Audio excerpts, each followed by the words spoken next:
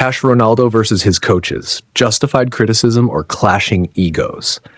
Cristiano Ronaldo isn't one to hold back his opinions, and his latest comments about playing under some fucking clueless coaches have got people talking. While he didn't drop any names, it's pretty obvious he was taking a swipe at Erik ten Hag and Ralf Rangnick, two managers he had serious issues with at Manchester United.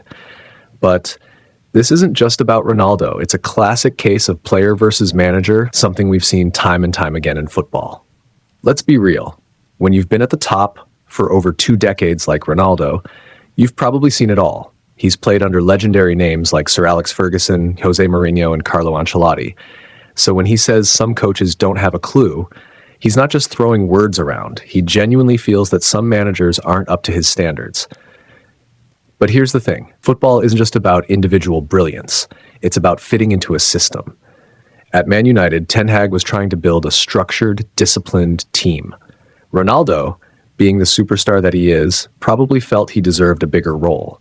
When that didn't happen, tension was inevitable. Same with Rangnick.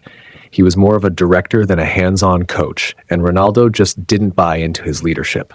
Look, nobody can argue with Ronaldo's resume. Over 900 goals, 5 Ballon d'Ors, and a career that spanned 2 decades. His football IQ is off the charts. But calling coaches clueless is a big statement. Just because a manager doesn't see the game the way he does, doesn't mean they're incompetent. Ten Hag, for example, isn't necessarily clueless. He just had a different vision, one that didn't revolve around Ronaldo. Same with Rangnick. His approach was about pressing and high-intensity play, which didn't exactly suit a 37-year-old Ronaldo at the time. So was it really about bad coaching, or just a case of a manager and player not being on the same page? As Ronaldo nears 40, there's no doubt his legacy is already set in stone. He even said, "I am the best player ever," and honestly, that self-belief is part of what's made him great. But here's the reality. Football evolves. The best players find ways to adapt. Look at Messi. He's adjusted his game as he's gotten older. Zlatan did the same, accepting new roles to stay relevant. Ronaldo's strong personality will always make headlines, especially when he's clashing with managers who have their own firm ideas.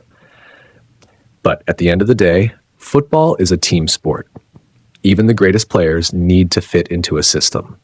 Whether Ronaldo is right or not, one thing's for sure. He's not done yet. And as he chases 1,000 career goals, the debates over his legacy will only get louder.